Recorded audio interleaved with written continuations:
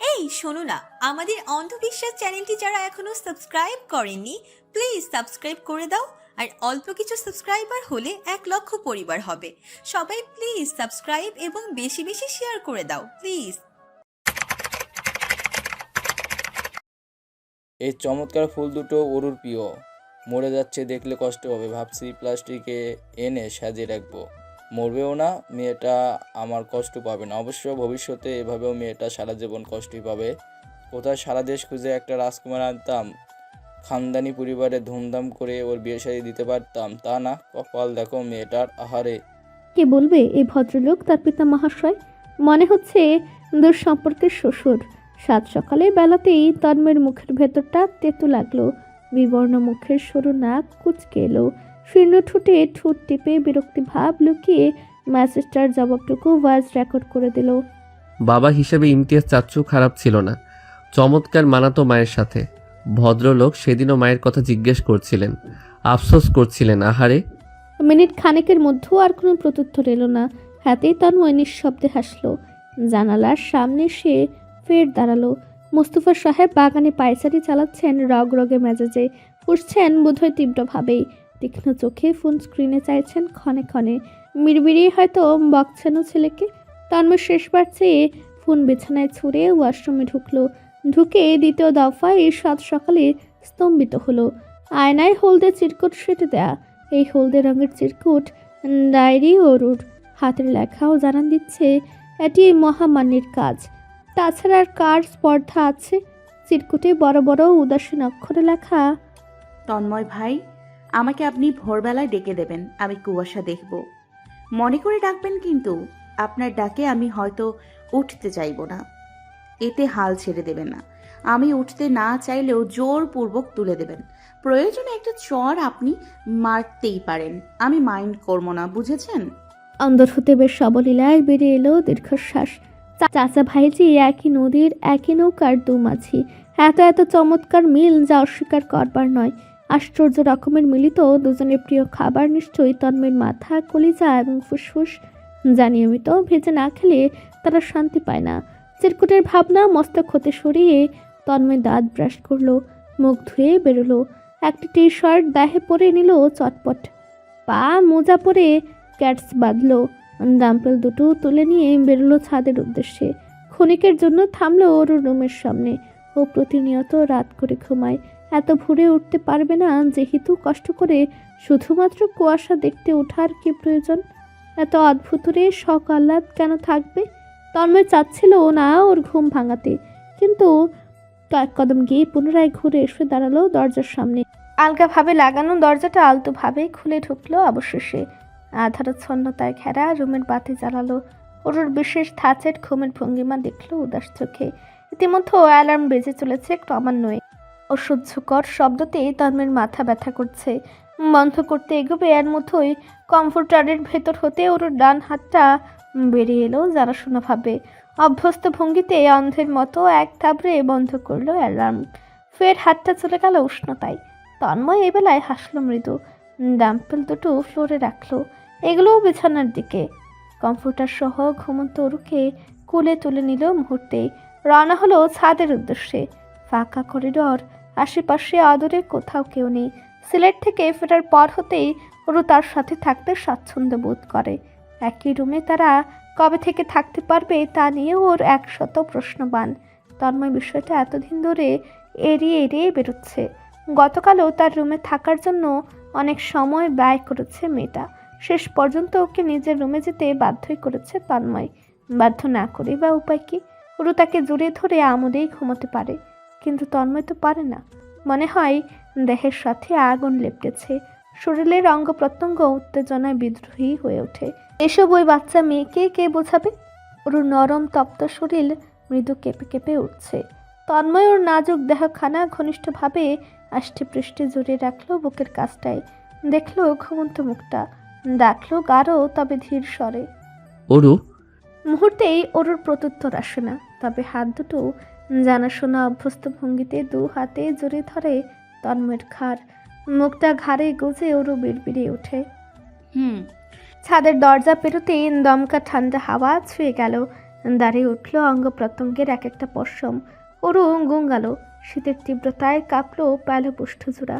পাতলা কমফোর্টার এই কনকনের শীতের মোকাবেলা করতে অক্ষম। দাঁতে দাঁত লেগে যাচ্ছে ওরুর। কাঁচা ঘুম ভাঙনের ফলস্বরূপ রক্তবর্ণ চোখ জোড়ার দুর্দশা। যেই ভ্যাবলার মতো ভালোভাবে সময় নিয়ে তন্ময়কে দেখল।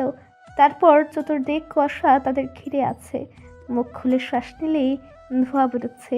তন্ময়ের লম্বা নাকটা লাল, দেখতে বেশ লাগছে। ওরু হাত বাড়িয়ে ছুঁয়ে দিল উঁচু নাকের ডগা। আধ ভাঙা গলায় বলল, আপনার নাক লাল হয়ে গেছে তন্ময় ভাই। তন্ময় ডান ভ্রু নাচালো। নিজেকে দেখছিস সম্পূর্ণ মুখটাই লাল। দেখা হয়েছে? শেষ? কি বলেন, ভালোভাবে দেখলামই না। নামান আমাকে। তন্ময় নামালো না, নির্বিকার ভাবে বলল, জুতো আনিনি। লাগবে না, কিছুক্ষণের জন্যই তো। ওরুর সাহসী জবাব। তন্ময় পরপরই নামিয়ে দিল বরফের মতন তীব্র ঠান্ডা ফ্লোরে। পায়ের তলা ফ্লোর ছুঁতে ওরুর মুখের রং বদলালো দারুণভাবে। ইতস্তত চোখে চাইলো তন্ময়ের দিকে। তন্ময় সাবলীল চোখে চেয়ে আছে। ওরুর থমথমে মুখটা বোকার মতো হাসার সামান্য চেষ্টা করে। তন্ময় ওর দুর্বল হাসিটুকু দেখে ক্যাটস খুলে দেয় পায়ের। পরে নে। ওরু দ্রুত মাথা নাড়ালো। পড়বে না, মুখে বলে ফটাফট। লাগবে না। তন্ময় সুগভীর চোখে তখনও চেয়ে। ওরু আলগোছে বড় জুতা জোড়া পরে নেয়। তার ছোটোখাটো পা দুটো সমুদ্রে ডুবলো যেন। দেখার সাক্ষাৎ নেই। জুতো পরে ভালোভাবে দেখলো এক পলক। পরপর হারালো কুয়াশা নামক মেঘরাজ্যে। বাগানে ল্যাপটপ নিয়ে বসেছে তন্ময়। ঘড়ির কাঁটা তখন 7:30। রোদ ওঠেনি। কুয়াশায় ভেজা ভূমির দুর্বাঘাস। মোস্তফা সাহেব অপর পাশের চেয়ারে বসে চা খাচ্ছেন। তিনি বর্তমান জেনারেশনের ছেলে মেয়েদের নিয়ে চিন্তিত বড়। গতকাল কি ভয়াবহ এক দৃশ্য দেখলেন। সেই দৃশ্যটুকুর বর্ণনা ছেলেকেও জানাতে তিনি ব্যাকুল হলেন। গতকাল কি দেখলাম শোনো। 15 বছরে দুটো ছেলে মেয়ে হবে, স্কুল ড্রেস পরনে, দুজন দুজনকে জড়িয়ে আছে। জড়িয়ে কি করছিল তা তো আর মুখে নেওয়া যাচ্ছে না। তুমি বলো এই বাচ্চা দুটো কি আর বোঝে? তন্ময় গরম কফিতে নির্বিকারভাবে দুটো চুমুক বসালো। আর চোখে দেখলো বাবার গম্ভীর মুখটা। দৃষ্টি ফিরিয়ে মেঘাচ্ছন্ন আকাশের মতন উদাস কণ্ঠে বলল, তোমার ভাতিজি যখন আমার প্রেমে হাবুডুবু খাচ্ছিল, ওর বয়স তখন সবে 16। 10 মিনিটের রাস্তায় 6 বার উষ্টা খেয়ে পড়তো। তখনও চাচি 3 বেলা মুখে তুলে খাইয়ে দিতেন। মুহূর্তেই দৃশ্যমান রূপে মুস্তফা সাহেবের মুখটা ভূতা হয়ে এলো। তেলে বেগুনে জ্বরে উঠলেন। রেগে মেগে অস্থির তিনি চোখ রাঙালেন। তুমি একটা যাচ্ছে তাই। উরু এখন ছোট, অবুঝ নাবালিকা মাত্র। তুমি ফিটফাট হয়ে ওর সামনে ঘুরে বেড়াতে, এসব কি আমি বুঝিনি ভেবেছো? তুমি ওর মাথাটা খেয়েছো। মাথা যদি প্লেটে সার্ভ করা হয় আমার জন্য খাবো না? তাও যদি হয় আমার প্রিয় মাথা। মোস্তফা সাহেব চায়ের কাপ হাতে উঠে দাঁড়ালেন। অসভ্য ছেলের সঙ্গে কোনো তর্কে সে যাবে না। তন্ময় নরম হলো ততক্ষণে। গলা পরিষ্কার করে আদরে ভঙ্গিতে দ্রুত বলল, বাবা বাবা বসো, মজা করছি, ইম্পর্টেন্ট কথা বলবো, বসো বসো। মোস্তফা সাহেব তিরিক্ষি মেজাজে চোখ রাঙালেন ঠিকই, তবে ছেলের কথা শুনলেন। ফের বসলেন এসে। যতই হোক ছেলের সাথে বসে নিভৃতে একটু সময় কাটানো তার অন্যতম পছন্দের বিষয়। সাবিহা যখন খুব নীরবে কেঁদে কেটে বলেছিল, যদি বলি আমি আমার চেয়ে বয়সে ছোট কাউকে ভালোবাসি, তুমি কি আমার উপর নারাজ হবে ভাইয়া? Will you be disappoint in me? তখন তন্ময়ের ভাতৃতুল্য হৃদয় কতটা অসহায় অনুভব করছিল তা হয়তো বা ভাষায় প্রকাশ করার মতো নয়। সাবিহা তার আদরের বোন, বড় স্নেহের বলা যায়। তার হাতের তালুতে যত্নে বড় করা পুতুল, যার প্রত্যেকটি চাহিদা সে পূরণ করতে চেয়েছে, সম্ভব হলেই করেছে। তাহলে ওর জীবনে এত বড় কামনা আকাঙ্ক্ষা কিভাবে পূরণ না করে থাকবে? যবে থেকে বুঝতে পেরেছে, জানতে পেরেছে সাবিহা অয়নকে ভালোবাসে, তবে থেকেই তন্ময় শিয়ালের মতন চোখ রেখেছে অয়নের উপর। ছেলেটার প্রত্যেকটা পদচারণ সম্পর্কে সে খোঁজ খবর রেখেছে। অয়নকে সে ছোট থেকেই দেখে এসেছে, জেনে এসেছে। তারপরেও কোথাও যেন এক অদেখা বাধা, অনিশ্চয়তা। তার অন্তর স্থির হতে পারছিল না। বারংবার মনে হচ্ছিল যদি কিছু ছুটে যায়। যা দেখি তাই যে সঠিক এমন তো নয়। আমরা ততটুকুন দেখি যতটুকু আমাদের দেখানো হয়। এছাড়া আরেকটি অন্যতম কারণ বয়সের ব্যবধান। সাবিহার বয়সের তুলনায় অয়ন কয়েক বছরের ছোট। এটি স্বাভাবিক নয়, আবার অস্বাভাবিক বলাও যায় না।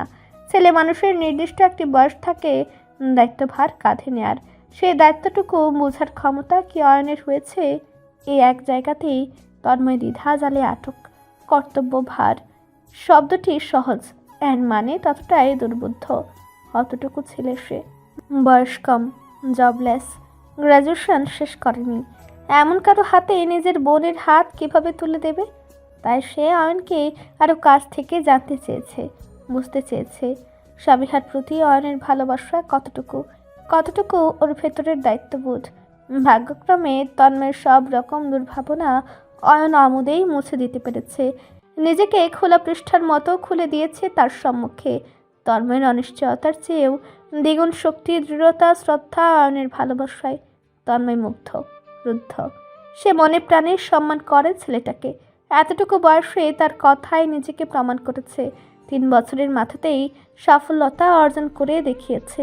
নিজের ইনভেস্টমেন্ট কোম্পানি দাঁড় করিয়েছে, ফ্ল্যাট কিনেছে, গাড়ি কিনেছে।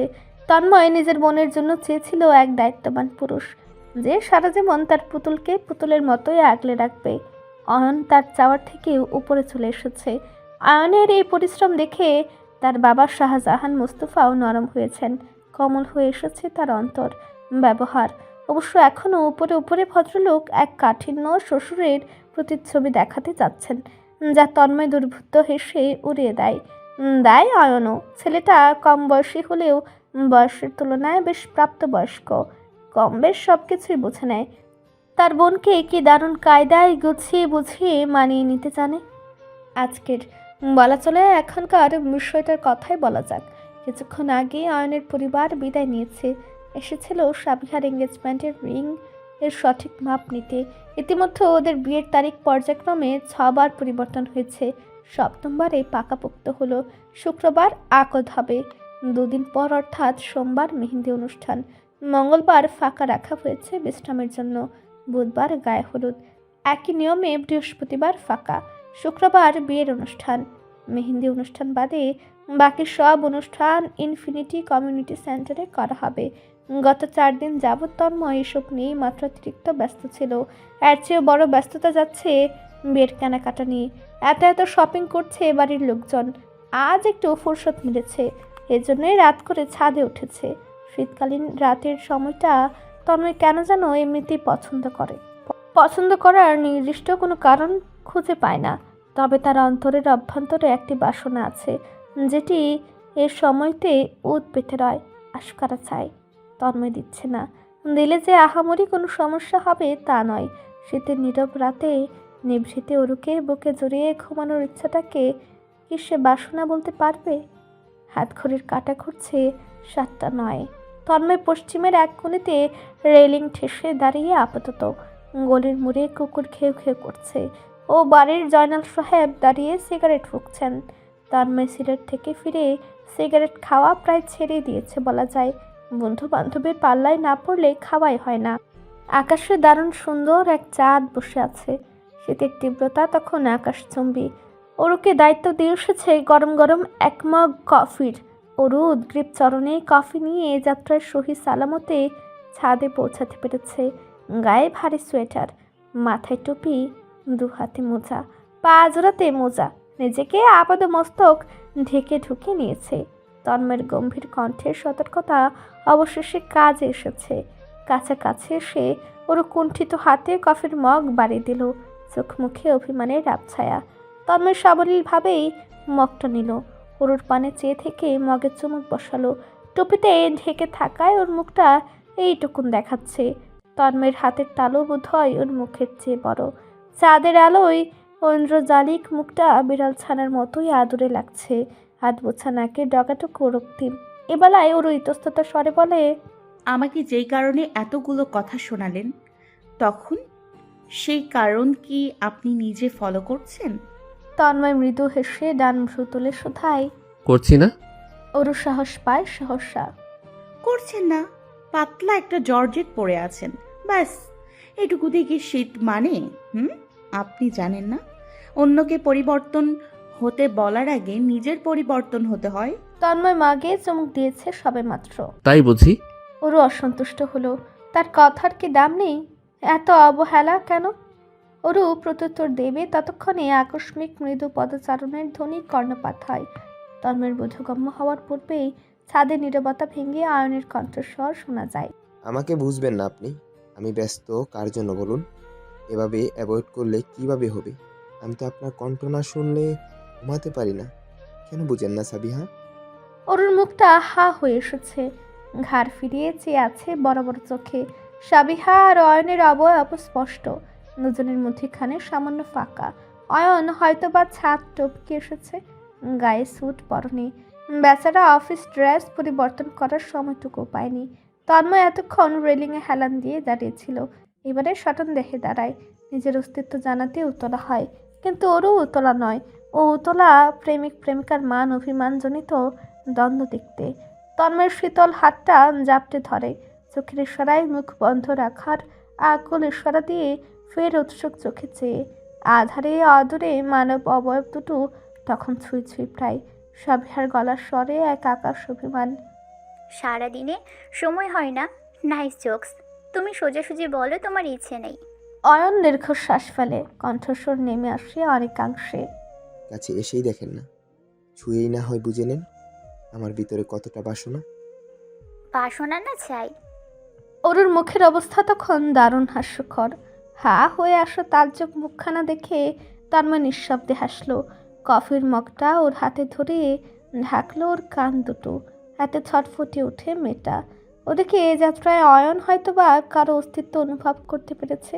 সে চাপা স্বরে বিড়বিড়ে বলল, অনেক ঠান্ডা বাইরে, রুমে যান, আমি কল দিচ্ছি। প্লিজ ম্যাডাম রিসিভ করেন। বলে ছেলেটা এক প্রকার পালালো। হুলস্থুল কাণ্ড। সাবিহা তখনও অবুঝ পাখি। এমন তাড়াহুড়ো করে চলে যাওয়ার ছেলে তো অয়ন নয়। অনেক ঠান্ডা, এর জন্য কি?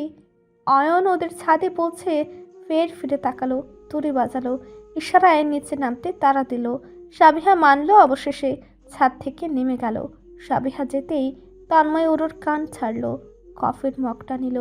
তখনও ওরুর বড় চোখের চাহনি তন্ময়ের উপর। হাতে তন্ময় নির্বিকার, সাবলীলভাবে রেলিংয়ে পিঠ এলিয়ে কফির মগে চুমুক বসাচ্ছে। কফিটা ঠান্ডা হয়ে যাচ্ছে, তাই চটপট মুখ ভরে এক চুমুক নিতেই ওর চোখ জোড়া পিটপিট করে আফসোস স্বরে প্রশ্ন করে, এত দ্রুত কথা বলা শেষ? আর একটু বলতো, ভালোই তো লাগছিল। তন্ময় কেসে ওঠে সামান্য। কফিটুকুর সাথে গিলে নিল ধেয়ে আসতে চাওয়া কৃত্রিম হাসিটুকু। থমথমে গলায় শুধানো ভঙ্গিতে বলে, ওরও ফাঁকা হাসে। কই কিছু না তো। তন্ময় হাত বাড়ায়। ওর ললার ছই ঠান্ডা হয়ে আছে, নাকও টানছে ঘন ঘন। শীতকালে ওর ঠান্ডা লাগাটা যেন গুরুত্বপূর্ণ বিষয়। হাতের তালুতে যত্ন সহকারে রাখলেও ফায়দা নেই যেন। তন্ময় বলে ওঠে, নিচে নাম। ওরও ইতস্তত করে বড্ড। না, আর একটু থাকবো। নামতে বলেছি। ওরুর মুখটা চুপসে এলো। ভূতা মুখে মিনিট খানেক ঠায় দাঁড়িয়ে থাকলেও এক গুয়ে রমণীর মতন। এক পর্যায়ে তীক্ষ্ণ দৃষ্টি ছুড়ে নাক ফুলিয়ে আউড়ে উঠল, শুধু ধমকাতেই জানেন, একটুও কাছে থাকতে দেন না। সিলেট থেকে আসার পর আপনি আমায় একটু আদর করেন না। আমার আর আদরের দরকারও নেই, আপনাকেও দরকার নেই। কথাটুকু বলে ছলছল নয়নে এক পলক চেয়ে ছুটল। ছুটে যাওয়া রমণীর মৃদু গুঙ্গানেও শোনা গেল। এই দৃশ্যটুকু একটা বাংলা নাটকের মতন মনে হলো তন্ময়ের কাছে। কথাবার্তা ক্লিয়ার না করেই ছুটতে হবে কেন? আশ্চর্য! অপর পক্ষেরও তো প্রত্যুত্তর থাকতে পারে, তা শোনার প্রয়োজন বোধ নেই ওর। তন্ময় দীর্ঘশ্বাস ফেলল লম্বা করে। মেয়েটা যে কবে তাকে বুঝবে, সব সময় সব কিছু চাইলেই কি করা যায়? যায় না। তন্ময় বড়, তার কাঁধের দায়িত্ব অদৃশ্যভাবেই সুবিশাল। সব বিষয়ে ভেবে চিনতে পা বাড়াতে হয়। এসব এই পুচকে মেয়েটাকে কে বোঝাবে? এখন এই মেয়েকে মানাতে কি কি করতে হয় আল্লাহ জানে। এমনিতে আদরে হলেও অভিমান করে বসলে আর আদরে রয় না, হয়ে যায় তন্ময়ের হৃদয় পিটে পিটে ভাঙার মিস্ত্রি। অবলীলায় তন্ময়ের হৃৎপিণ্ডকে পিষে ফেলার সামর্থ্য রাখে এবং তা বড্ড নিরালাই। মাসব্যাপী বিয়ের কেনাকাটা করেও বাড়ির লোকজনের যেন কেনাকাটার কোনো অন্ত নেই। আজ বৃহস্পতিবার রাতেও 4 গাড়ি নিয়ে বেরোতে হয়েছে শপিংয়ের উদ্দেশ্যে। তন্ময়কে এড়িয়ে গিয়ে ওরা প্রথমেই তার বাবার গাড়িতে চলে বসেছে। আনোয়ার সাহেব মেয়ে বলতে পাগল বলে কথা।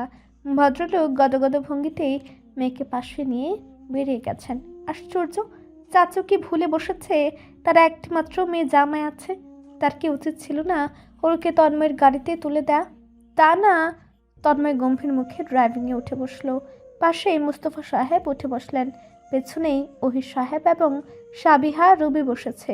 তাদের গাড়ির পাশ দিয়ে আকাশ ড্রাইভ করে ইতিমধ্যে বেরিয়ে যাচ্ছে। তন্ময়ও গাড়ি স্টার্ট করলো। তারা যাচ্ছে বসুন্ধরা সিটি শপিং কমপ্লেক্সে। আকদের কেনাকাটা হয়ে গেলেও বিয়ের কেনাকাটা যেন অন্ত নেই। তন্ময় 12 দিন আগেই বন্ধুদের বলে রেখেছে। প্রত্যেক পরিবারে ডিজিটাল ম্যারেজ কার্ডও পাঠানো হয়েছে। আকদের একটা ড্রেসিং কোডও আছে নীল সাদার মধ্যে। সেই মোতাবেক ড্রেসও পাঠানো হয়েছে। স্যান্টারও নীল সাদার কম্বিনেশনেই সাজানো হচ্ছে। পোশাকও মিলিয়ে কেনা হয়েছে। সাবিহার জন্য শুভ্র রঙা গাউন, অত্যাধিক গর্জিয়াস, একই রকমভাবে ম্যাচ করা ওয়ানের পাঞ্জাবি স্যুট, শুধু বুক পকেটের কোটই নীল। মেয়ে যাত্রীদের আবার পরিপূর্ণ ড্রেসিং কোড নীল রঙা। শুভ্রত্ব যেন শুধুমাত্র বরকনের জন্য। ওরটা বোয়াল মাছের মতো ছটফট করে পালিয়ে বেড়াচ্ছে। শাড়ি দেখতে বসে যখন তন্ময় কাছাকাছি যেতে চাইলো, বাদরটা চাচ্চুর পিছু গিয়ে লুকালো। যা পছন্দ হচ্ছে আনোয়ার সাহেবকে গিয়ে বলছে, অথচ তন্ময় ওর স্বামী, কেনাকাটা করে দেওয়ার দায়িত্ব তো তার। তন্ময়ের ভূতা মুখটা পর্যায়ক্রমে গম্ভীর হতে থাকলো। এক পর্যায়ে আর নিজেকে দমিয়ে রাখতে পারল না। সবার সম্মুখে এগিয়ে গেল ওরুর সামনে। ওরু তখন মনোযোগ দিয়ে জামদানি শাড়ি দেখছে। আনোয়ার সাহেব কি বুঝলেন কে জানে, এসে মেয়ের পাশ থেকে চলে এলেন। বড় ভাইয়ের কাছাকাছি গিয়েও ভদ্রলোক হাসছেন। তন্ময় যেন সেই দৃশ্য দেখল না বাচ্চা বুড়ো সকলের অগোচরে লুকিয়ে হাসার দৃশ্য। সে ওরুর পাশে বসলো। ওরুর ধরা শাড়িটা ঘুরে ফিরে দেখে শুধালো, পছন্দ হয়েছে? ওরু আর চোখে চেয়ে মুখ ভাঙালো। মুখে একটি শব্দ বলল না। দীপ্ত মুখ চেপে বলল, অর্পি অভিমান করছে মনে হচ্ছে। সাবিহাও সুরে সুর মেলালো, ভাইয়া, ওর কিন্তু এই ম্যাজেন্টা কালারের শাড়িটা পছন্দ হয়েছে। শাড়ি দেখানো ভদ্রলোক শব্দ করে হেসে ফেলেন। এ যাত্রায় ভালোভাবে দেখলেন পাশাপাশি বসা তন্ময় ওরুকে। দুজনকে এত দারুণ দেখাচ্ছে পাশাপাশি যে গম্ভীর মুখের টেনেও হাসি মুখে শুধালেন, বিয়ের কতদিন? দেখে তো মনে হচ্ছে নতুন বিয়ে হয়েছে। জবাদা বেগম মিষ্টি করে হাসেন। নিজেও একবার ছেলে মেয়ে দুটোকে দেখে নেন। মন প্রাণ জুড়িয়ে এলো। বলেন রুয়ে শুয়ে, ঘরোয়াভাবে হয়েছে, অনুষ্ঠান করা বাকি। দীপ্ত চাপার স্বরে বলল, আনুষ্ঠানিক বিয়ের পর আমি কিন্তু তন্ময় ভাইয়াকে ডাকবো ভাই জিজু। শুক্রবার। নীল সাদাটে আকাশের বুক ছিঁড়ে উড়ে বেড়াচ্ছে রং বেরঙ্গের পাখিগুলো। শাহজাহান বাড়ির পেছনের দিকটায় সোচ্চর শ্যাওলা পড়া প্রাচীরের মুখে বসেও আছে একজোড়া সম্ভবত দোয়েল পাখি। ঝলমলে রোদ্দুর সকালের মিঠে হাওয়া উপভোগে ব্যস্ত। বাগিচায় একটি টিয়া পাখি হাঁটছে। সাধারণত টিয়া পাখির দর্শন মেলা বেশ ভার, তবে কখনো সখনো দেখা পাওয়া যায়। ঘড়ির কাঁটা ঘুরে এসে রুখেছে 7টা কুড়িতে। আজ বাড়ির সব বুজুর্গ যখন ঘুম থেকে উঠেছেন, তখনও দেশ জুড়ে নিশাচরী প্রাণীর ঘুরপাক চলছিল। গলিতে গলিতে ঘেউ ঘেউ করে যাচ্ছিল কুকুরের দলবল। আজ কাঁচা ঘুম ছেড়ে উঠেই লেগে পড়েছেন কাজে। এমনিতেই তাদের বাড়িতে হেল্পার বলতে একজন আছে রূপালী, তবে বিয়ে বাড়ির কাজকর্মের জন্য এই মাসে আরেকজন হেল্পার রাখা হয়েছে, নাম কুসুম। দুজনে ফজরের আজান পড়তে হাজির হয়েছে আজ। এসে থেকে ব্যস্ত হয়ে পড়েছে কাজকর্মে। ডায়মন্ডের মতো চকচকাভাবে ঘর দোর পরিষ্কার করে ফেলেছে। ছাদ থেকে ধরে প্রত্যেকটি রুম সহ উদ্যান পর্যন্ত পরিচ্ছন্নতার কাজ শেষ করেছে সবে মাত্র। অল্প স্বল্প রান্নাবান্নার ব্যস্ততা চলছে রান্নাঘরে। সন্ধ্যা 6টার মধ্যেই কমিউনিটি সেন্টারে উপস্থিত হতে হবে সব পরিবারের। 7টা থেকে অনুষ্ঠানের কার্যক্রম শুরু হবে। যেহেতু তন্ময় আকাশকে নিয়ে গতকাল রাত 12টার পর গিয়েছিল সেন্টারে, ঘণ্টাখানেক ছিল অবজারভেশনের জন্য। আজও 12টার পর শেষবার রাউন্ড দিতে যাবে। সব কিছু নিখুঁতভাবে এগোচ্ছে কিনা নিজ চোখে দেখা প্রয়োজন। এমনিতেও খাবার দাবার সম্পর্কিত লিস্ট ধরে দেওয়া হয়েছে গতকালই। আপাতত কত দূর কী আয়োজন করলো তার খবরাখবর নেওয়া অত্যন্ত আবশ্যক। তন্ময় মিনিট খানেক আগেই কমিউনিটি সেন্টারের ম্যানেজারের ইসমত মোল্লার সঙ্গে কথা বলে নিয়েছে। ভদ্রলোক ধারাবাহিকভাবে A to Z আপডেট দিয়েছে। কল কেটে বিছানার পাশেই দৃষ্টি গেল তন্ময়ের। ওখানে আছে 2 tyre small sliding hanger rack. সেখানে তার আজকের সন্ধ্যার পাঞ্জাবি সেট প্যাকেজ করে হ্যাঙ্গারে ঝুলিয়ে রাখা। নিচের পায়ঠায় কালো জুতোর বাক্স, যেটায় আছে পাঞ্জাবির সাথে কেনা কালো রঙের লোফার। গতকাল রাতেই তার ম্যানেজার দিয়ে গিয়েছে। প্যান্টের পকেটে মানি ব্যাগ ভরে হাত ঘড়িটা পরতে নিয়ে রুম ছেড়ে বেরোলো তন্ময়। বছরে ঘড়ির কাঁটা 9টায় পৌঁছেছে। ওর রুমের দরজাটা সটনভাবে খোলা, তবে ওর অস্তিত্ব নেই। পরিপাটি করা বিছানায় লম্বা ড্রেসের প্যাকেজটা রাখা। সাবিহা রুম থেকে ভেসে আসছে কয়েকজনের যৌথ অট্টহাসির ধ্বনি। দোতলার করিডোরের রেলিং ছুঁয়ে দাঁড়াতেই লিভিং রুমে কয়েকটি জানাশোনা মুখ দেখা গেল। তার নানা হুঁশিয়ার সাহেব সোফায় বসে আছেন, পরনে সফেদ লুঙ্গি, গায়ে পাকা কুমড়ো রঙের হাতাকাটা ফতুয়া, আমোদে চা খাচ্ছেন। পাশেই তার নানি জয়তন বেগম এবং মামা মামিরা আছেন। মোস্তফা সাহেব সহ ওহি সাহেব, আনোয়ার সাহেবও কাছাকাছি বসে বেশ স্ফূর্তি ভঙ্গিতেই গল্প গুজবে বিভোর। তন্ময় সিঁড়ি ভেঙে নিচে নামলো সর্বপ্রথম। তাকে দেখতে পেয়ে জয়তন বেগমের চোখ জোড়া উচ্ছ্বাসে টলমল করলো, গলা ধরে এলো প্রায়। নানু ভাই আমার, আসো আসো, তোমারে এক ঝলক দেখতে পাইয়া আর এই চাঁদ হাতে পাওয়া একই কথা।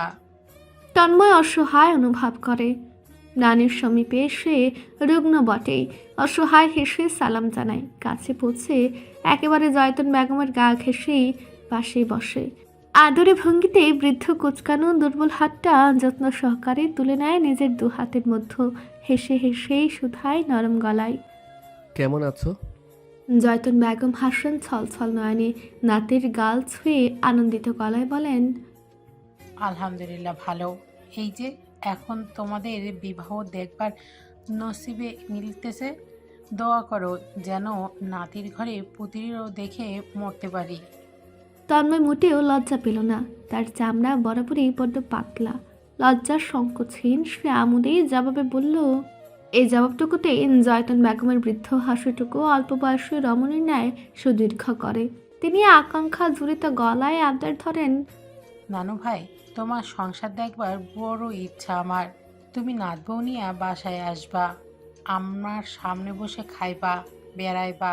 তোমাদের মধ্যে একটা সোনামণি থাকলে তো আমার আর কিচ্ছুর চাহিদা রইব না। তন্ময় নিজের মনের সুপ্ত জবাব দিতে নিয়েও নিজেকেই ক্ষণিকের জন্য দমালো। মাথা তুলে চতুর্দিকে তাকালো চতুর চোখেতে। বুজুর্গগণ ছাড়া কেউই নেই, তাই মলে বসলো মজার ছলে। আমার সংসার হচ্ছে না একজনের জন্য? জয়তন বেগমের পূর্বেই প্রশ্ন করেন হুঁশিয়ার সাহেব। কে? কণ্ঠ সুগভীর গম্ভীর। কার এত বড় দুঃসাহস? তার নাতের সংসার হতে দিচ্ছে না। ওদিকে গুরু গম্ভীর হলেন মোস্তফা সাহেব। চক্ষু রাগালেন কঠিনভাবেই। হাসছেন আনোয়ার সাহেব। তন্ময় যেন নিজ পিতার চক্ষু রাগানো দেখনি। তার তীক্ষ্ণ নজর উপেক্ষা করে বলে, তোমার মেয়ে জামাই। সহসা দুজন নাতি ভক্ত বৃদ্ধ বৃদ্ধার প্রশ্নবোধক তীব্র তীক্ষ্ণ অনর দৃষ্টির সম্মুখীন হলেন অনরম্ভর মুস্তফা সাহেব। বুজুর্গ দুজনের দৃষ্টির সম্মুখে অসহায় তিনি। দুর্বল গলায় সাফাই গাইতে বলেন, বাবা মা আপনারা তো জানেনই, আরবি ছোট এখনো, নতুন করে কি বলবো বলুন তো? হুঁশিয়ার সাহেব মেয়ে জামাইকে গাঢ় নিশ্চিন্দ্র চোখে একপল দেখে নিলেন। দৃষ্টি ঘুরে ফেললেন আনোয়ার সাহেবের উপর। গম্ভীর মুখে শুধালেন, বাবা জীবন, তুমি কথা বলো।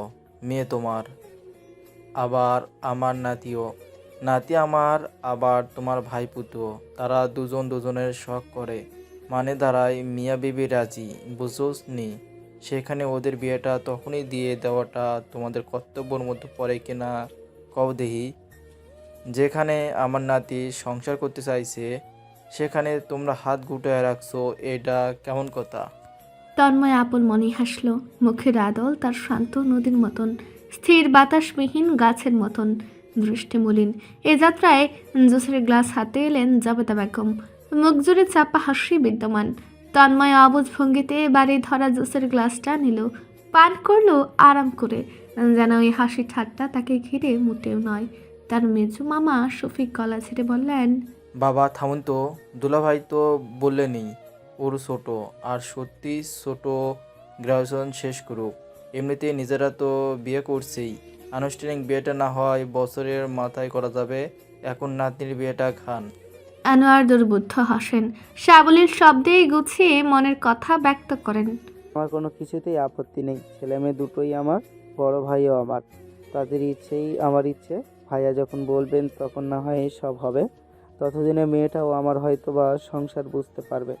দেখছেন তো অরুকে, খুব দুষ্টু, এখনো বাচ্চামি যায়নি। কথাটুকু মাটিতে পড়তে না পড়তেই ধরে নিয়ে মুহূর্তে অসন্তোষ কণ্ঠে মুস্তফা জবাবে বলেন, বাচ্চামি কোথায় যাবে? দুষ্টুমিও না করলে কে করবে? আলবাত করবে, সারা জীবন করবে। পরপরই নাক ছিটকালেন। আর চোখে ছেলের পানে চেয়ে যেইভাবেই দেখে পছন্দ করছে সেইভাবেই সারা জীবন কাছে রেখে সংসার করবে। ঠোঁট টিপে হাসলো তন্ময়, মিটিমিটি হেসে দারুণ ছলনাময় কণ্ঠে বলল, আমার কোনো আপত্তি নেই, বরঞ্চ তুমি বললে কাজী ডেকে আনি, বিয়েটা করে ফেলি, তারপর একজন সুনামধন্য আর্কিটেক্ট ডাকাবো, আমাদের দুজনের রুম দুটো কম্বাইন করে সংসার পাতার রুম করে নেব, কি বলো?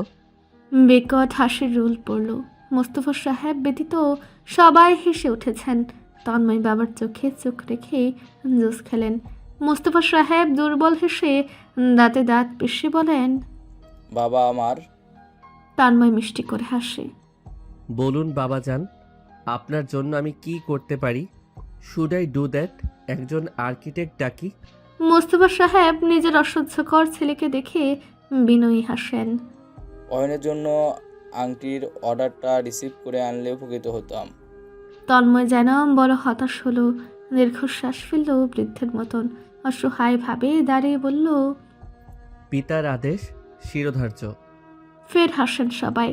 জয়তুন বেগমের চোখের কোণ ভেজে উঠেছে হাসির প্রকোপে। এবার মোস্তফা সাহেবের ঠোঁটেও মৃদু হাসির রেখা দেখা গেল।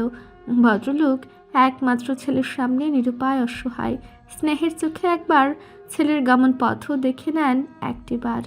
শাহজাহান আরবের দর্শন পাওয়া আর আসমানের চাঁদ হাতে পাওয়া যেন একই বিষয় বাসনা হিসেবে দাঁড়িয়েছে এই সুবিস্তৃত জগৎ সংসারে। গতকাল সন্ধ্যা থেকে ওই সুশ্রী মুখটার এক ঝলক ললাটে জুটেনি।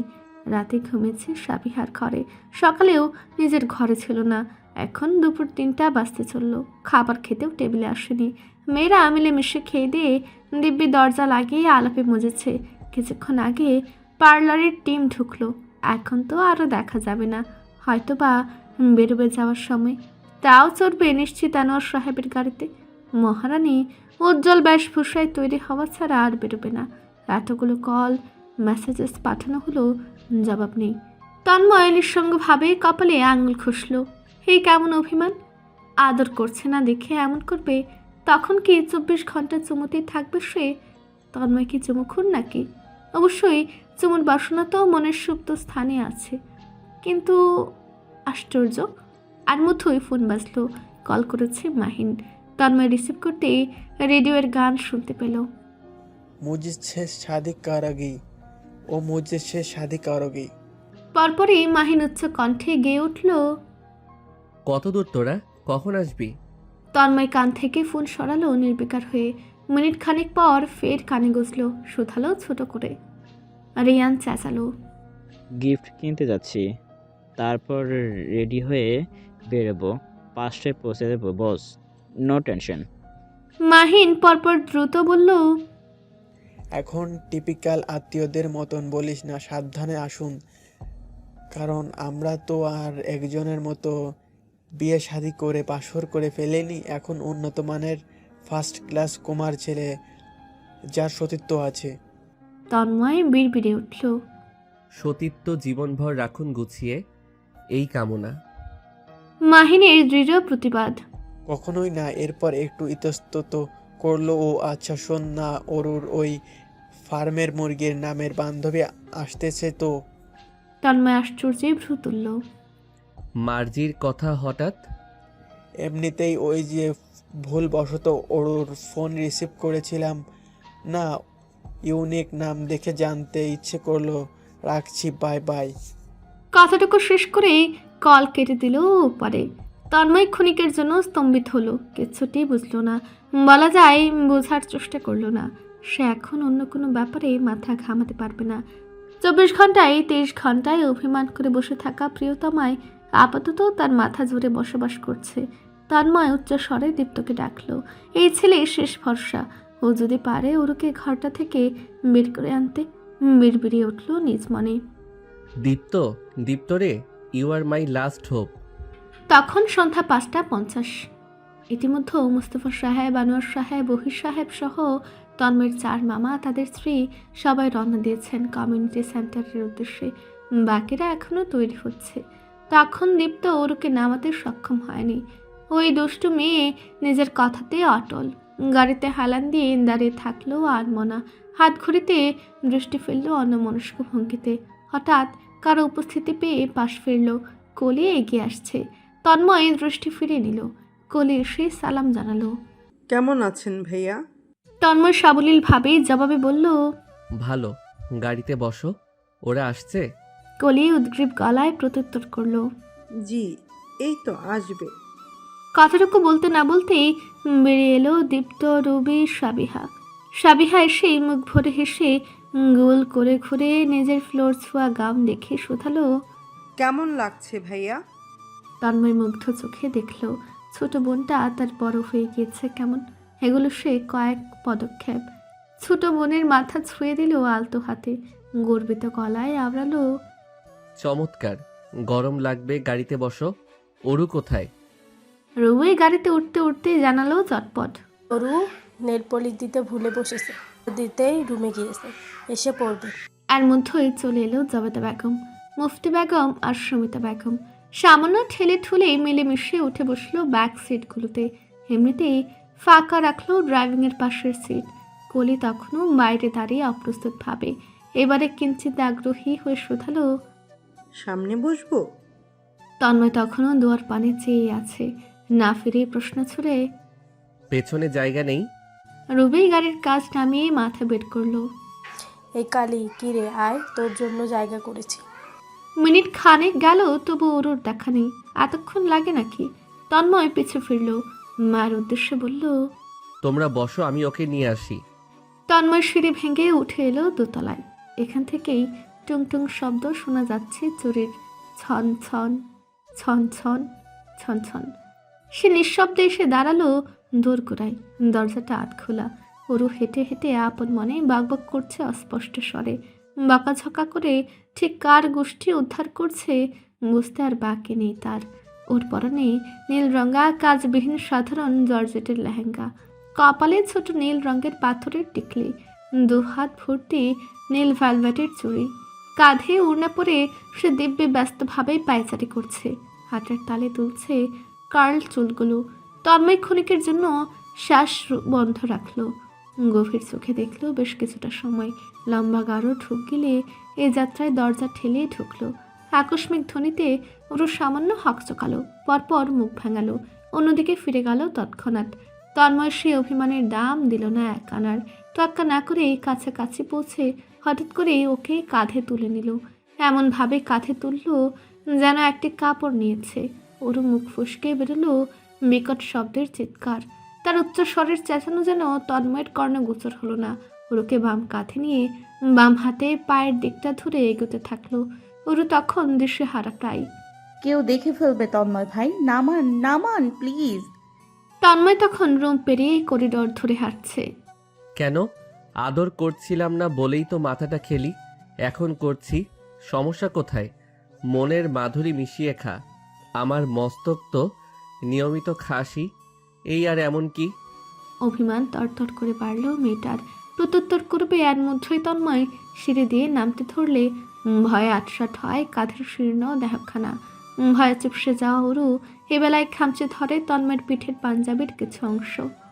ওরু অনুদ্যত হয়ে নীরবে কাঁধে পড়ে থাকায় ওর অস্তিত্ব হাওয়াতে বিলীন হয়েছে যেমন। তন্ময়ের বলবান কাঁধে কিচ্ছুটির অনুভব হয় না কিছুক্ষণের জন্য, অথচ জল জ্যান্ত এক রমণী তার দক্ষ কাঁধে রয়েছে। দোরগোড়ায় পৌঁছতে ওর পুনরায় ছটফটে উঠল। নাম্বার বেশ তারা।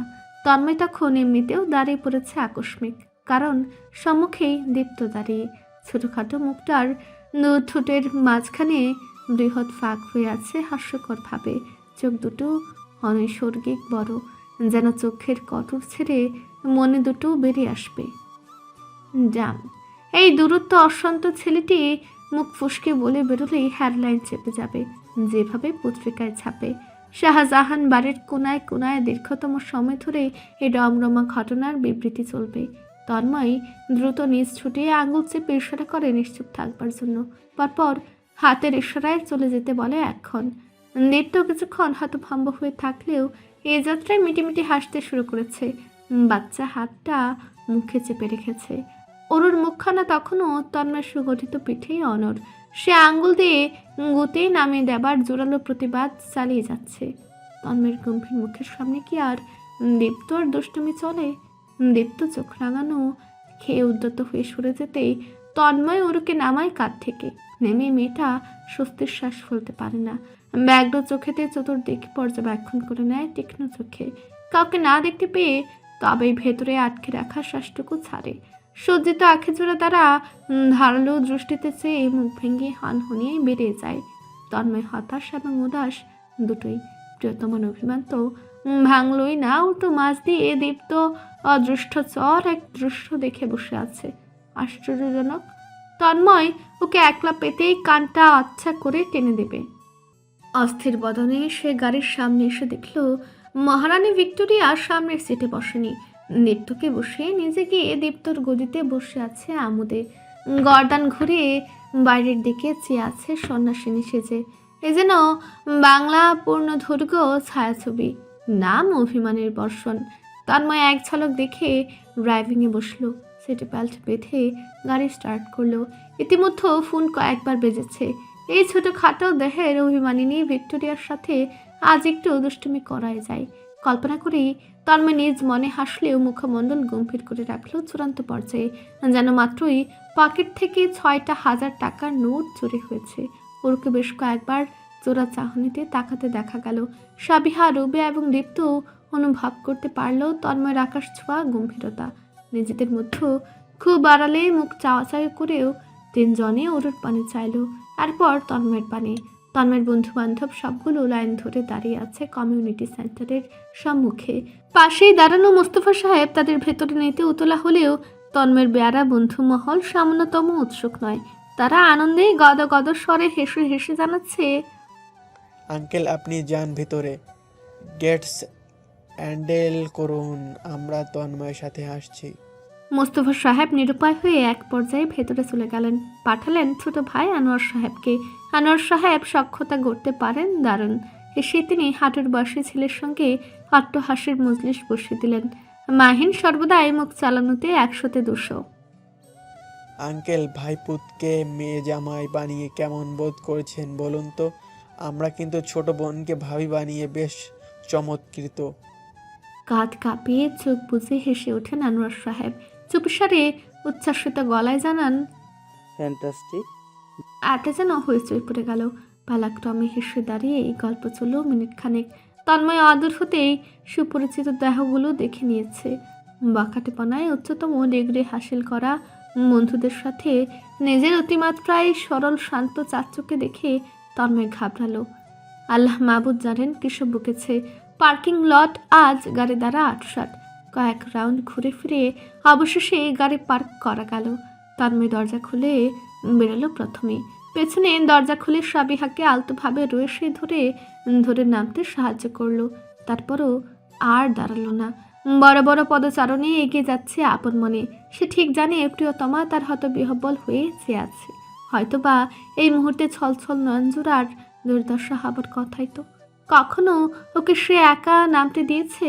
কথায় কথায় অভিমান করে তন্ময়ের হৃদয় রক্তাক্ত করা এই অভিমানী ভিক্টোরিয়াকে একটা সুইট ডোজ দেয় যায়।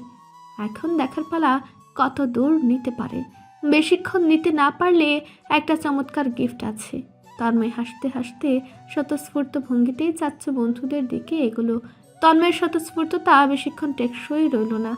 আশ্চর্যজনকভাবে তন্ময়ের মস্তকের ভেতরে যেন একের পর এক আগুন ধরতে আরম্ভ হলো। অয়নের গোষ্ঠী তালিকাতে এত এত চ্যাংড়া ছেলেপুলে কেন? হে কেমন অসভ্যতামি! একটা পরিবারের একই বয়সের এতগুলো নৌজওয়ান কেন রইবে? সবই ওর বয়সের কাছাকাছি বা ওর চেয়ে 2-3 বছরের বড়। হল রুম জুড়ে বেশ কয়েকটাকে দেখা গেল ফুলকিবাজ ধাঁচের। এদের চোখের সামনে ওরু স্বাধীন পাখির মতন উঠছে, ব্যস্ত পায়ে এদিক ওদিক ছুটে বড়দের ফরমাস খাটছে। রোদ্দুরের মতন ঝলমলে হাসি যেন ঠোঁট থেকে সরছেই না। কয়েক প্রকার সাদা বাল্বের আলোতে একটি ছোটোখাটো পরীর বাচ্চাই দেখতে লাগছে। তখন না দেখতে পেলেও তন্ময় এখন সুস্পষ্ট দেখতে পেল তার কিনে দেয়া ডায়মন্ডের ছোট নাকফুলটাও পরীর বাচ্চা পরে আছে। অয়নের বড় চাচার ছেলেটার দৃষ্টি ওরতেই নিগুড়ভাবে সেটে।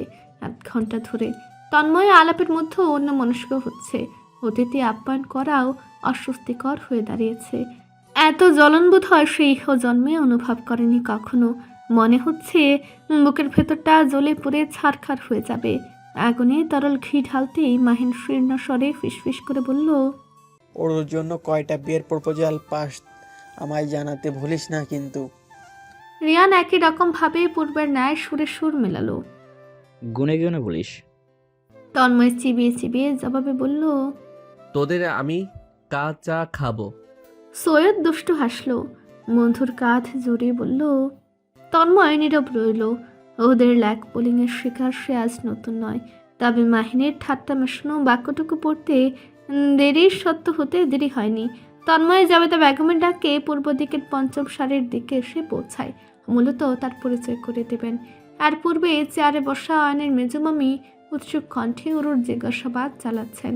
প্রত্যুত্তরে জাবেদা বেগম শুকনো মুখে হাসেন, আর চোখে দেখেন তার ছেলে ভোতা মুখে দাঁড়িয়ে আছে।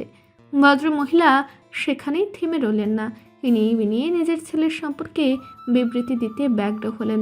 ছেলে মাস্টার্সে পড়ছে, ভবিষ্যৎ ইঞ্জিনিয়ার, পিএইচডি করবে ইউএসএতে।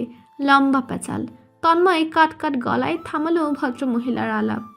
আমি ওর হাজবেন্ড। ভদ্র মহিলা এক প্রকার চেঁচালেন, জি। তন্ময় নির্বিকার। ওরু আমার ওয়াইফ, শি ইজ ম্যারিড। বাক্যটি তন্ময় উঁচু গলায় ডিক্লেয়ার করে দিল।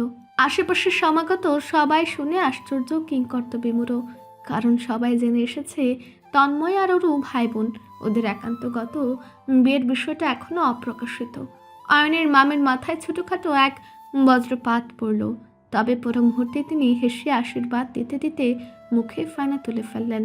তাতেও তন্ময়ের রাগ নিভল না। উপরিভাগে ভদ্রসভ্যভাবে হাসলেও রাগান্বিত সে দীর্ঘ সময় দাঁড়ালো না। সরে এলো তার বইয়ের দিক নজর। এত বড় স্পর্ধা, ক্যামেরাম্যান, ফটোগ্রাফার আনা হয়েছে। অয়ন, সাবিহা আর আকদের প্রি প্ল্যানিং ভিডিও ধারণ করা হচ্ছে ক্যামেরায়। এরপর তোলা হয়েছে দারুণ সব ছবি। আংটি পরানোর সময় সেই কি উচ্চ স্বরে হয়েছই। সবশেষে শাহজাহান পরিবারের প্রত্যেকটি সদস্যকে একই ফ্রেমে বন্দি করা হবে। এর জন্য স্টেজে উঠছে একে একে সবাই। তন্ময় দেখলো ওর দ্রুত আনোয়ার সাহেবের পাশে গিয়ে দাঁড়িয়েছে। এতে যেন তার রাগটা মাথায় ভালোভাবে চাপলো। এত নির্দয় এই মেয়েটা। তন্ময় কি ডোজ দেবে? তন্ময়কে নিয়মিত ডোজ দিচ্ছে। আজ তো মিনিটে মিনিটে। মোস্তফা সাহেবের ডাকে তন্ময় উঠে এলো স্টেজে। ওরু আর চোখে চাইতে চোখাচোখি হলো। ওরু তড়িৎ দৃষ্টি ফিরে নিল, যেন মাছ চুরি করা বেড়াল ধরা পড়েছে। তন্ময় গিয়ে দাঁড়ালো ওরুর পেছনে। দেখতে পেল ওরুর কম্পিত দেহখানা। কাছ থেকে দৃশ্যটুকু সুস্পষ্টবদ্ধ। লম্বা খোলা কালো চুলগুলো এক নজর দেখল। সুন্দর ঘ্রাণ আসছে নাকে। আকস্মিক সে হাত বাড়িয়ে ওরুর কোমর ছুল। 5 আঙ্গুলের থাবা বসিয়ে এক মুহূর্তেই টেনে নিজের পাশে নিয়ে এলো দেহটি। এত দ্রুত এবং শব্দহীন যে কেউই কিচ্ছুটি উপলব্ধি করতে পারল না। ওরু আশ্চর্যের সপ্তমে চেঁচাতে গিয়েও ভাগ্যক্রমে চেঁচায়নি। তন্ময় ওর পাতলা কোমর শক্ত হাতে জাপটে নিজের পাশে লিপটে নিল। ক্রুদ্ধ চোখে এক পলক চেয়ে ক্যামেরার পানে চাইল। ফটোগ্রাফার তখন বারংবার সবাইকে আদেশ ছুড়ছে ক্যামেরার পানে চাইতে। শব্দ করে ছবি তোলা হলো কয়েকবার। ওরু যেন তন্ময়ের খুব বুঝে নিয়েছে। বেচারি ভয়ে এইটুকু মুখ নিয়ে দূরে দূরে পালিয়ে বেড়াচ্ছে, ধারে কাছে ফিরছে না। সেখান থেকে আরে আরে চাইছে। রাত 1:45 অনুষ্ঠান শেষ প্রান্তে পৌঁছলো। সবাই তখন পার্কিং এরিয়াতে দাঁড়িয়ে বিদায় নিয়ে যে যার মতন গাড়ি চড়ে বেরিয়ে যাচ্ছে। শাহজাহান বাড়ির প্রত্যেকেই তখন দাঁড়িয়ে হাসি মুখে বিদায় জানাচ্ছে সময় নিয়ে। পার্কিং এরিয়া ফাঁকা হতেই মোস্তফা সাহেব গাড়িতে উঠে বসেছেন। ভদ্রলোক ক্লান্ত হয়ে পড়েছে। ঘন্টা ধরে দাঁড়িয়ে আপ্যায়ন করা তো 4টেখানি কথা নয়। একে একে বাকিরা উঠে বসেছে। তন্ময় এগিয়েছিল অরুকে আটকাতে, তবে সম্ভব হয়ে ওঠেনি। তাকে আসতে দেখেই ও দ্রুত আনোয়ার সাহেবের পাশেই চড়ে বসেছে। বিরক্ত তন্ময় ড্রাইভিংয়ে উঠে বসে। মেন রোড দিয়ে যাওয়ার পথেই অয়নের গাড়ির পাশ দিয়ে পাল্লা ধরে চলছে। শহরের রাস্তাঘাট তখন কুয়াশায় ভেজা আচ্ছাদিত। দূর দূরান্তে শুধু মেঘেদের বাড়ি বলে মনে হয়। এই সময় গাড়িও সাবধানে চালাতে হচ্ছে। মিররে ওরু মুখটা আর দেখা যাচ্ছে, গল্প করছে আনোয়ার সাহেবের সাথে। শাহজাহান বাড়ির সদর দরজা খুলে দেওয়া হয়েছে। গাড়িগুলো ঢুকছে লাইন ধরে। তন্ময় গাড়ি পার্ক করে বেরোলো চটপট। এক মুহূর্ত দেরি না করে ওরুর পাশের দরজার সামনে গিয়ে দাঁড়ালো। ওকে অপ্রকাশ্যে বেরোতে দিল না। আনোয়ার সাহেব, সাবিহা, দীপ্ত বেরিয়ে যেতেই ওরুকে বেরোতে হলো একই দরজা দ্বারা। বেরিয়ে সে হতভম্ব। সবাই ক্লান্ত ভঙ্গিতে বাড়ির ভেতর ঢুকে যাচ্ছে।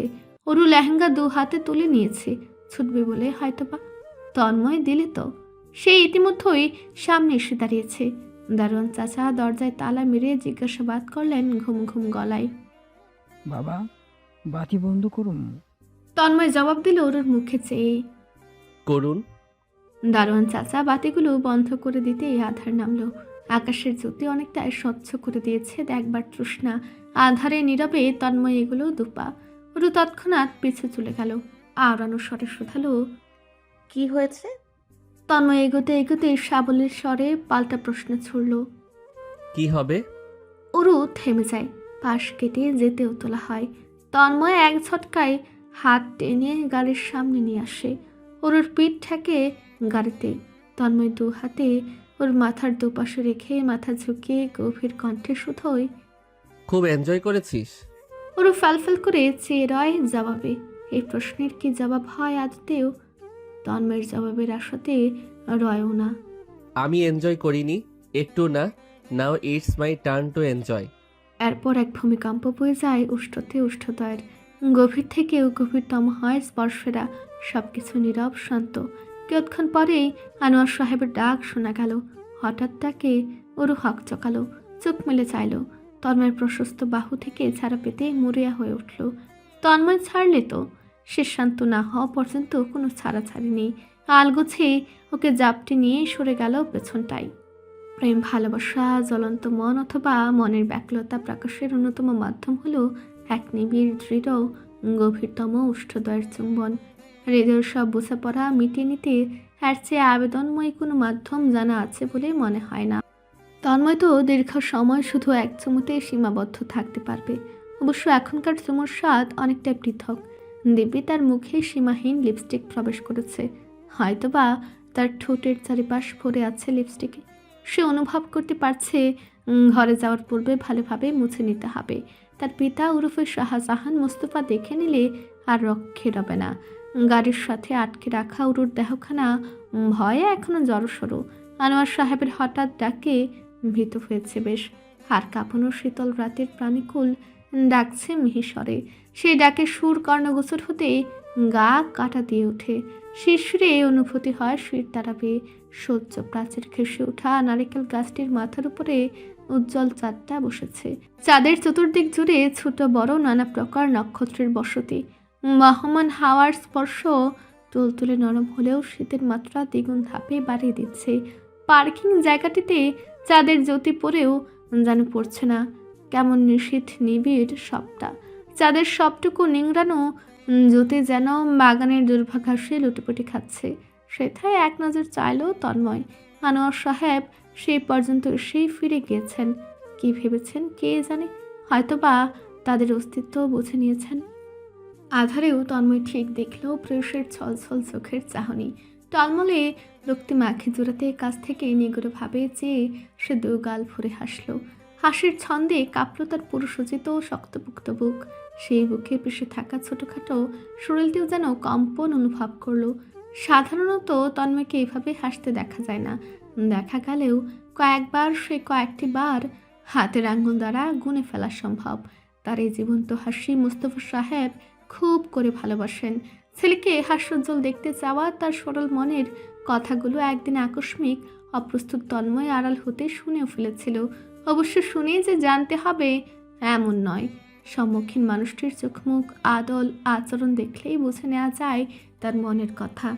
যেমন এই যে তার ওরু। ওর গভীর চোখে ড্যাব ড্যাব করে তাকানোই সব বলে দেয় তাকে। ওর মুখের আদল বলে দেয় ওর মনের কথা। চোখ জোড়া জানিয়ে দেয় ওর এক আকাশ সম মুগ্ধতার কথা।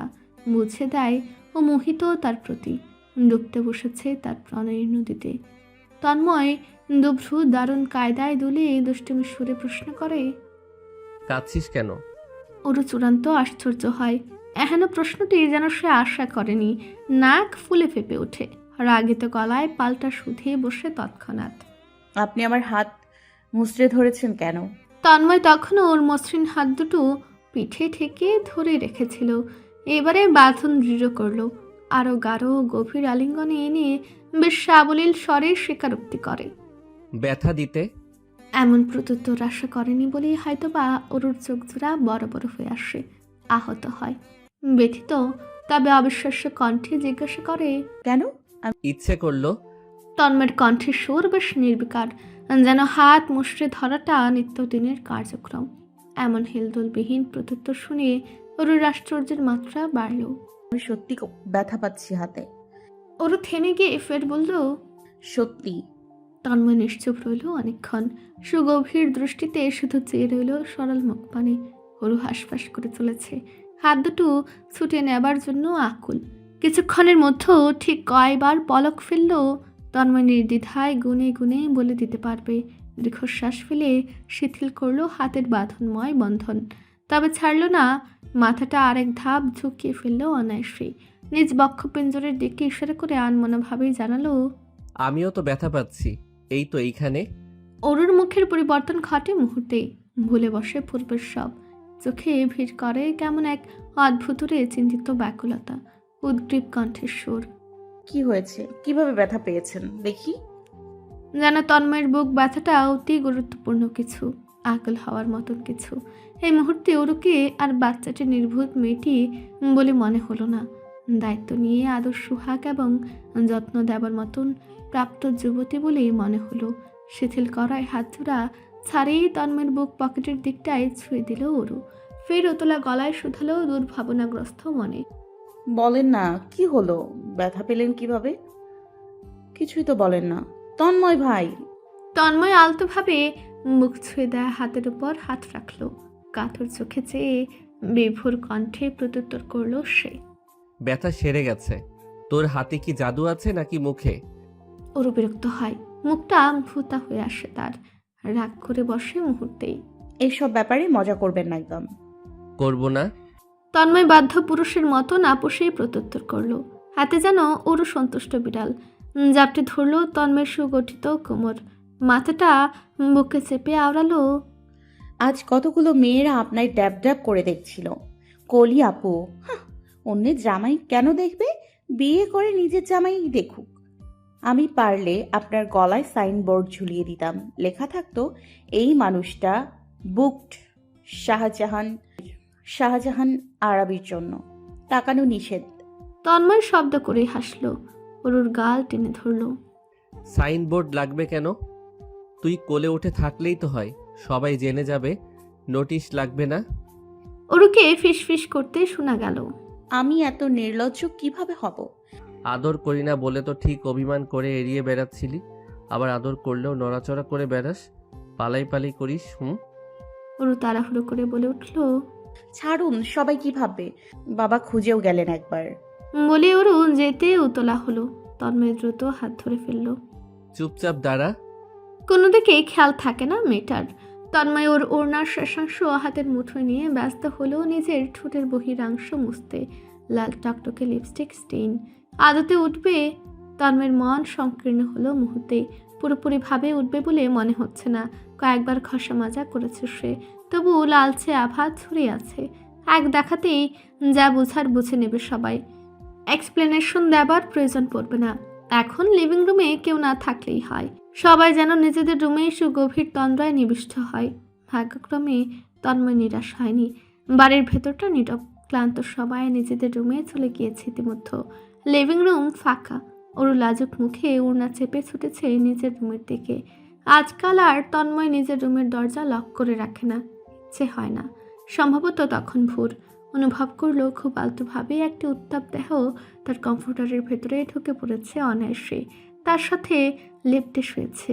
আধ ঘুমের মধ্যেও তন্ময় এই শীর্ণ দেহের অস্তিত্ব চেনে, খুব করে জানে এই শরীরের প্রত্যেকটি অঙ্গেই তার শিলমোহর রাখা। কীভাবেই না চিনবে। আদরে ভঙ্গিতেই দু হাতে ওরুকে নিজের উন্মুক্ত বুকে জাপটে নিল, ঘুমন্ত চোখে কোনো রকমে চাইল। রোমন্থকার আধারেতে ওর স্নিগ্ধ মুখের দেখা মিলল না। নিস্তব্ধতা ভেঙে কর্ণগোচর হলো ওর মৃদু শ্বাস প্রশ্বাসের ধ্বনি। তন্ময় গভীর স্বরে শুধালো, ঘুমাসনি কেন? কটা বাজে? ওরও আরও নিবিড় গভীরভাবে ঢুকলো তন্ময়ের বক্ষস্থলে। ঘুম ভেঙে গেছে, দুঃস্বপ্ন দেখেছি। দেখলাম আপনি আমার জন্য কাঁদছেন, তাই চলে এলাম। তন্ময় মৃদু স্বরে হাসলো ঘুমন্ত কণ্ঠে। নিয়মিত ভালোবাসার গল্প শুনতে এবং পড়তে আমাদের অন্ধবিশ্বাস চ্যানেলটি সাবস্ক্রাইব করে পাশে থাকা বেল আইকনটি ক্লিক করুন। ধন্যবাদ সবাইকে।